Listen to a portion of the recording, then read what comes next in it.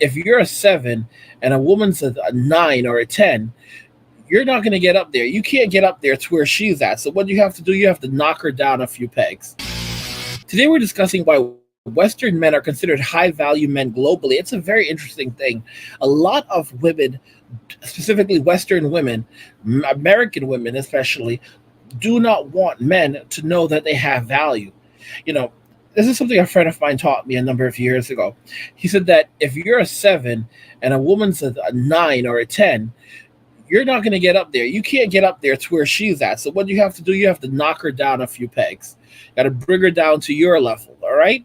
And the way you do that is by knocking down her self-esteem, by tearing down her ego.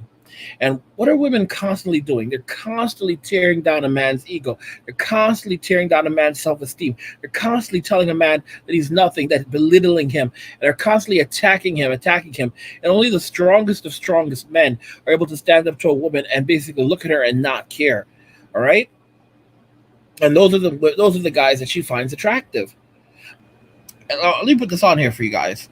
So this girl is, my name is Debbie, and I'm 15 years old. I have 8 other siblings. My dream is to become a teacher, but it's impossible because my mother has no regular job.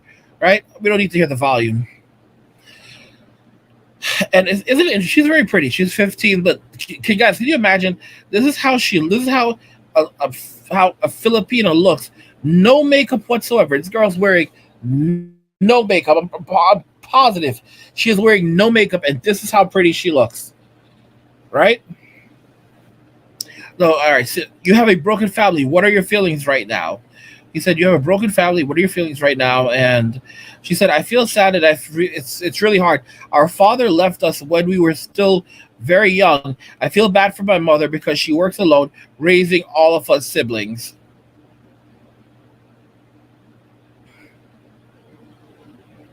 All right. So, yeah, that's what she said there. And I'd like to speed it up a little bit. Is it right if I speed it up for a little for you guys? Let's see here. Come on. Come on, my babe. He says, "What if your father is watching and listening right now? What would you want to tell him?" And I did watch the video beforehand, and look at what happens. She just breaks down and puts her hands over her face and starts to cry. He breaks down into tears. Guys, this is how hard life is. This is how hard life is. Life is hard. Life is hard. Life is hard. Okay. So it's like you ask, why did she break down? Why did she start crying? Debbie's father abandoned them and ran away with another woman. All right, dude abandoned his family and ran away with another woman. Right, and then here's the kicker. She went to go live with the father for a while, but the father's new woman was very bad to her, so she went back to the mother. So she went back to her mother, and these people are living in extreme poverty. Like, I'm gonna show you like the poverty that these people are living in. Right, so this is like 7:51 into the video. Let's jump back. I want you to see what these people are eating. I want y'all to have a look at what these people are eating. I want y'all to have a look at the poverty. I want y'all to have a look at the poverty of these people, because it's no joke. Okay, this is guys. This is rice. This is rice. Okay, and they take this rice, and actually, and I think what they have there is coffee. I thought it was tea, but I heard them say coffee. And they're taking the rice, and they put the rice into the coffee, and they give the rice to the kids, and they drink rice and coffee. Rice and coffee. That's their meal. Rice and coffee, and the rice is extremely hard. Look how the rice is extremely hard. These are the children. I want y'all to see the poverty that these kids are living in. This is the poverty that they live in the Philippines. The poverty. This is how they live. All right. And let's see if I can show you where they sleep. Where they sleep is real. It's pretty fucked. It's pretty messed up. I'll show you. Let me see if we can show you where they sleep. Oh, want to see where they go to the bathroom?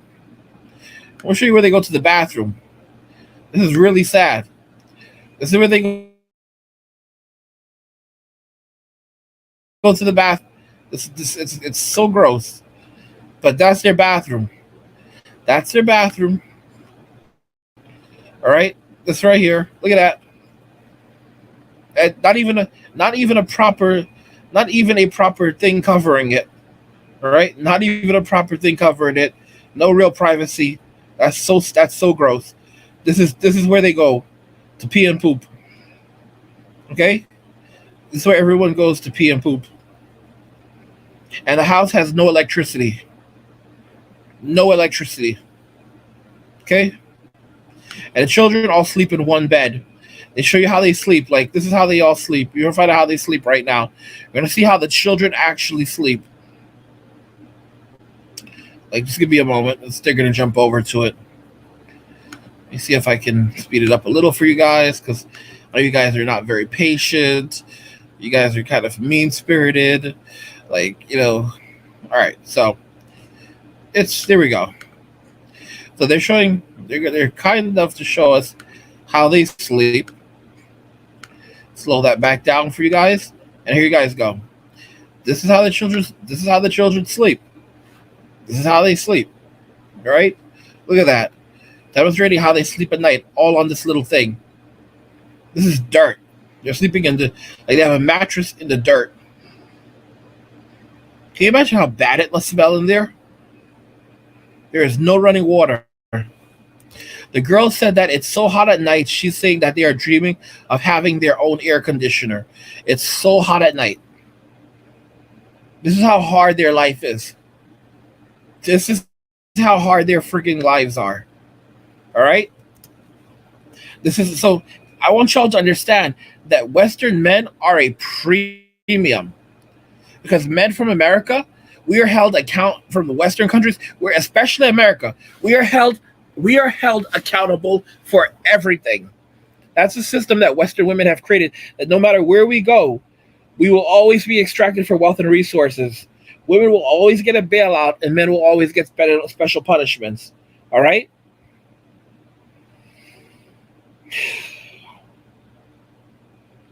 It's hard. It's hard. It really is hard. Okay? Like Western men are a premium. Like I said, you have when we go to other countries, the amount of money that we bring is significant. The lifestyle that we can offer someone in another country is significant. All right?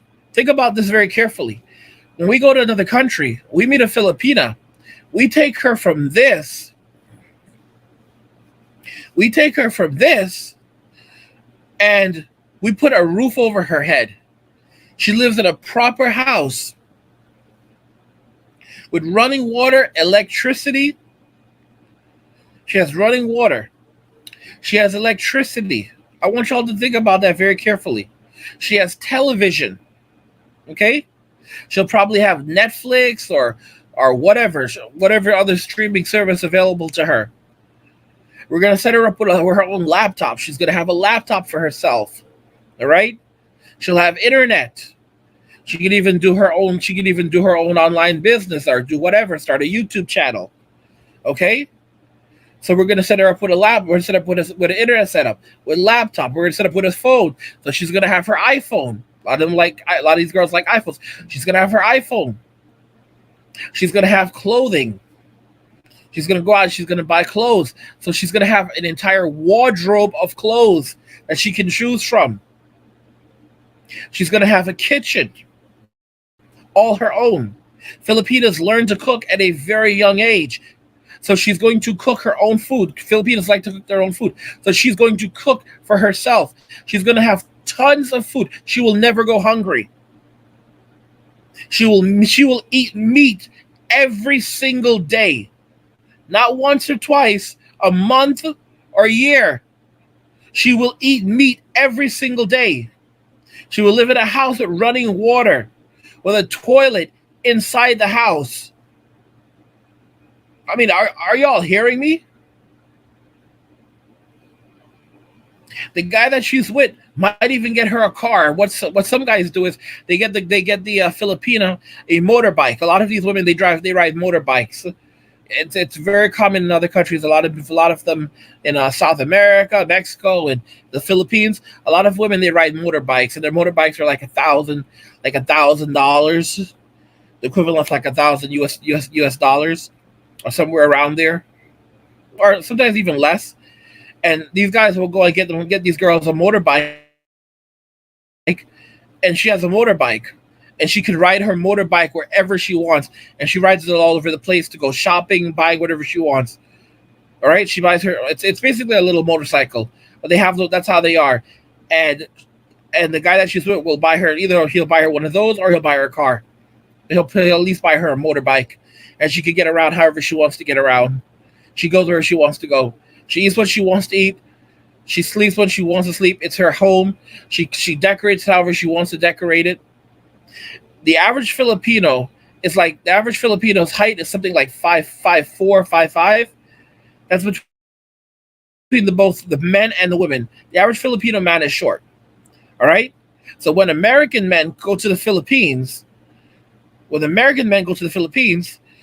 man who's 5'8" is still tall. A man who's 5'9" is tall. A man who's 5'10" is tall. All right. I want y'all to think about that. A guy who's 5'6" or 5'5" in the Philippines, that's average. That's average. A Filipina can't look down on a man who's 5'5". Now, don't get me wrong. I've seen some silly Filipinas talk saying that they want a man who's really tall because like this is the thing. Like they start to like get so crazy over foreigners. Like they start wanting the best of the foreigners. There are some Filipinos that start to get really stupid, but here's the thing: a lot of them are just grateful for a guy who's like 5'9", 5'10". A lot of them are grateful for a guy that tall because for them that's super tall. All right, a guy like that tall who makes a good amount of money. Come on, come on, and who can give them a better quality of life. And you have to understand, like for the Philip over there, they don't see race the same way that Americans see race, and I'll explain one of the reasons for it. Filipinos, they are mixed race people. They're mixed race people. These are people who have both like African, Asian, and white blood. So for them, mixture means nothing. Mixture means nothing to them. They are very happy to mix. They don't care about that. They do not care about that at all. They have no cut. They don't care about mixing at all because for them they're already mixed race people, so they don't care. Okay. If anything, they're thinking of it like, oh my gosh, my children are going to inherit the traits of a foreigner, so they're going to be taller. Okay, or they're going to have like a better body build or stuff like that. It's crazy for them. It's a win-win situation. So Filipinas, they look at it like it's like all they do is win-win-win. They have a man who's willing to go out there and work hard to provide for them, to give them everything, and in return, all they have to do is give this guy a plate of food, keep the house clean, and raise the kids. Like this is like a dream come true because like all they want to do is, stay home, raise children, eat well, live well, take care of their home, and cook. So basically, it's a win-win situation. They make food for themselves and they had a plate to their husbands. Yeah, it's like, oh, so hard. But in the United States, American women, they view that as slavery. American women view everything as slavery. But over there, in like the Philippines and Mexico and in these other countries, they see what an American man can bring, and they're like, oh my gosh, you're a hero. You're a hero. Not only that, in the Philippines, for example, the men over there, these guys fuck off. These men, you think these guys are gonna sit around taking care of their children and interacting with their kids? Nope. Nope. Foreign men actually are very engaged with their children. They spend time with their children. They're engaged with their families. They're engaged with their wives. This is something that they don't have over there. The value, the quality of men that come from the West are higher value because men from the West are more likely to be monogamous, while men in their countries are very hypergamous. So these women are basically trying to hold American men, Western men, to very high standards. Okay, because they hold them to much higher standards than the men from their country, because the men from their country are low value men. And I don't mean to say it like that, but I mean I'm going to put it like that. Like a lot of the men in their country are low value men. These are men who fuck off very quickly. They don't take care of their kids. They don't provide for their wives. They don't do shit. They don't do shit. Let me tell you all something right now. A man that will pick up his passport and go overseas to seek other opportunities is a valuable man. Because not a lot of men will do these things either. Not a lot of men will grab their passport and go to another country to seek out an opportunity. And that's another reason why passport bros are so desirable. Because these are men that are willing to go wherever they have to go to find that next opportunity. And that adds another layer of value to them. Western men are very valuable. Western men tend to be taller than the average, significantly taller than men in these countries. All right? They are significantly wealthier than the men in these countries because they're bringing significant amounts of resources over there. Even $6,000 is a lot of money in the Philippines. You can do a lot with that in the Philippines. Okay? These are family-orientated men. These men are not going to these men aren't going to leave their wives after a couple of years and run off like the average Filipino will, or the average Mexican guy, or the average Colombian guy will. They'll actually stay with these women. These are American women take American men for granted. They take Western men for granted. But in reality, Western men are considered high-value men globally. So, guys, yeah, with that said, let me know what you think about what we discussed here today and if you agree with everything I said. And then turn on notifications to never miss another video again. If you like the video, go ahead and hit the like button. Don't forget to subscribe. And if you like the video, share the video. And just remember that all roads lead to MWA, men walking away, and cheers.